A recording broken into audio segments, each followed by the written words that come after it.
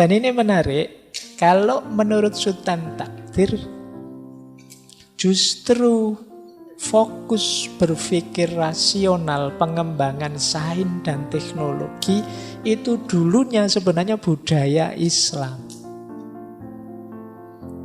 Beliau agak mengkritik budaya sebelumnya Hindu-Buddha yang lebih cenderung ke yang supranatural, yang gaib-gaib, yang mistik.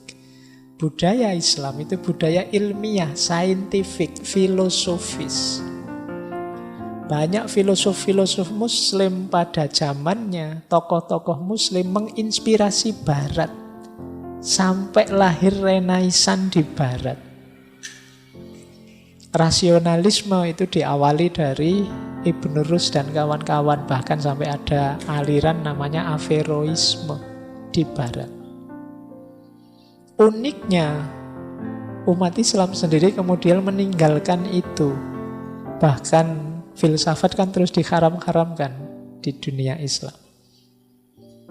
Padahal sebelumnya Islam jadi pusat peradaban dengan ketinggian sains, teknologi, intelektual, filsafatnya. Hari ini kita mungkin hanya bisa membangga-banggakan seperti Borobudur tadi. Bahkan beberapa malah benci dengan peradaban yang filsafat itu. Padahal itu justru yang dikagumi dulu. Orang menyebutnya golden era. Era emasnya dunia Islam. Di kita sekarang kadang malah dimaki-maki. Dunia rasional, dunia filosofis itu. Nah ini masalah, kata Sultan Takdir. Jadi justru dulu cara berpikir ilmiah, saintifik, budaya Islam lah yang mempengaruhi orang-orang Eropa. Pada hakikatnya orang Eropa itulah yang melanjutkan semangat Islam. Sedangkan dunia Islam yang sejak abad 12 dan 13 terus-menerus jatuh dan bertambah terbelakang tentang ilmu teknologi maupun kemajuan ekonomi, sehingga pada satu ketika sebagian besar Islam menjadi jajahan Eropa. Pada hakikatnya hanyalah namanya saja penganut Islam. Semangat Islamnya tidak muncul. Padahal justru semangat Islam itu semangat kekhalifahan. Tadi kekhalifahan itu menata alam semesta, menata dunia. Semangat ilmiah. Dan ini yang disesalkan oleh Sultan Takdir. Lenyapnya pemikiran rasional, filosofis, ilmiah dari dunia Islam pindah ke Barat. Dan umat Islam sendiri malah berhenti. Bahkan semacam mengundurkan diri dari panggung saintifik, ilmiah, filosofis.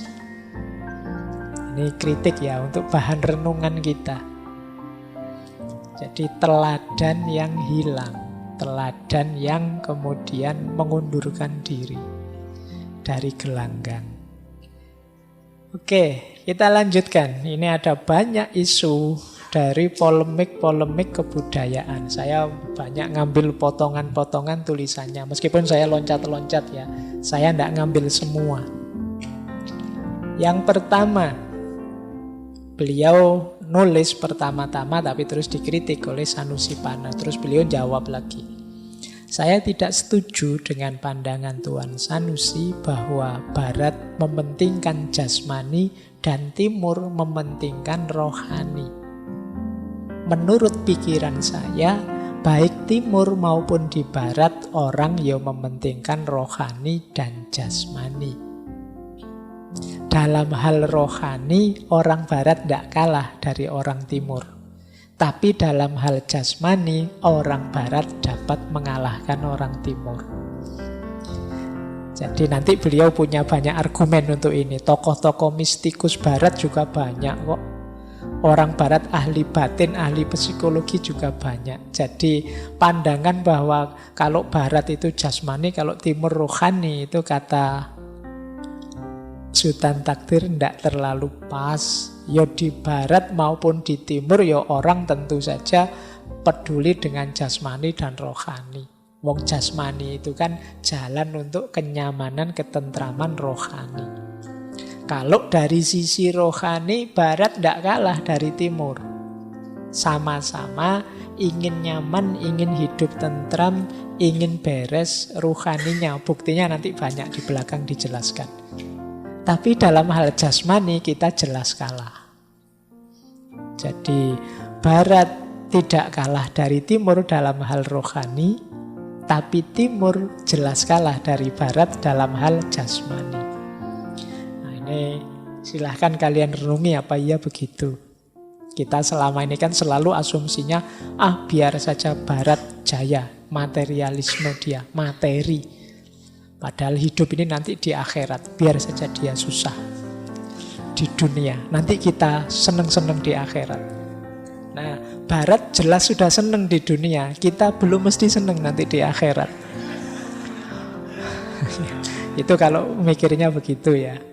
Jadi kita mengandalkan nanti, kalau barat sekarang. Oke, ini cara berpikirnya Sultan Takdir. Yang kedua, wah ini kecil-kecil, saya baca saja. Ini di tulisannya yang sintesis barat dan timur. Ini semacam lanjutannya tadi.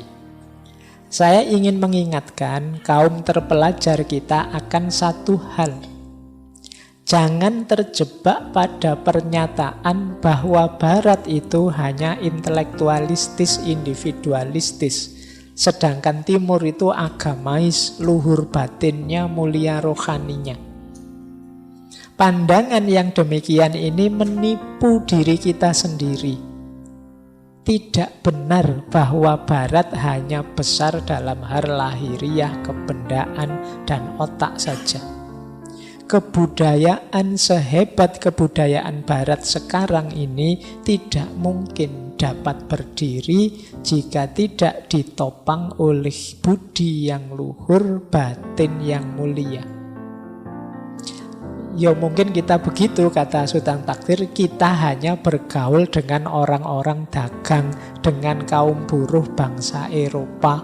Di jalan-jalan kita melihat pakaian perempuan barat yang menyolok mata. Di restoran kita melihat pelaut Eropa yang mabuk-mabukan. Dengan sekilas kita langsung menyimpulkan bahwa barat itu tidak punya kehidupan batin, moral barat itu tidak begitu tinggi, dan barat itu tidak punya keluhuran budi. Hanya lihat itu saja, karena memang kita lihatnya yang itu-itu. Wah, orang barat kalau pakaian mini-mini, lah ya memang itu yang kita lihat. Kita tidak lihat yang lain. Wah, orang barat suka mabuk-mabukan, ya memang kita lihatnya itu saja.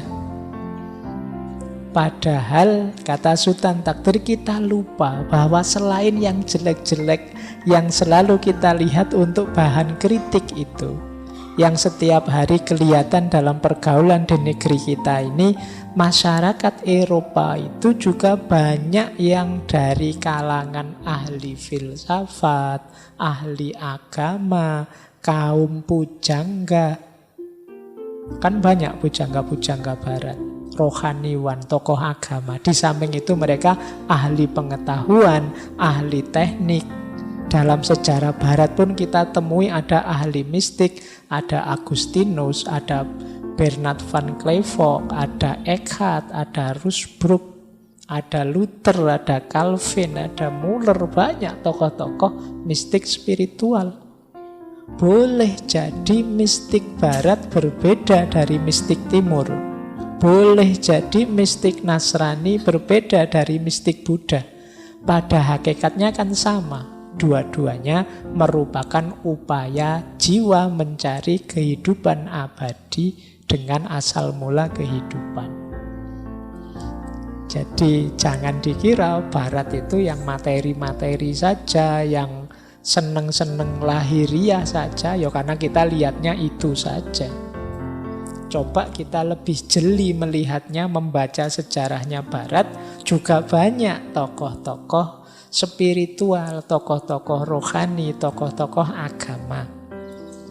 Jadi ini pandangannya Sultan Takdir untuk mementahkan pandangan, barat kok ditiru, barat itu orang ateis semua, orang anti akan sering begitu, orang tidak ngerti agama semua.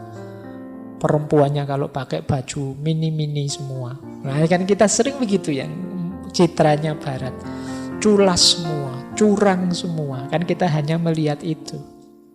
Tidak mungkin kata Sutan Takdir jadi peradaban yang kokoh sampai hari ini kalau isinya hanya orang-orang yang itu saja. Kalau isinya hanya orang pakai rok mini saja ya tidak akan jaya dia. Kalau isinya hanya orang-orang mabuk-mabukan saja tidak mungkin sukses sebesar itu sekarang. Jadi ini saya baca versi Sutan Takdirnya ya, bukan jawaban-jawabannya. Jawaban-jawabannya antara lain kita jelaskan minggu depan. Tapi sampai titik ini kita pahami dulu, itu yang ada di pikirannya Sutan Takdir. Jadi bukan berarti orientasi ke barat itu beliau ingin Indonesia ini serusak itu. Tapi maksudnya ingin Indonesia ini semaju itu. Sehubungan dengan barat.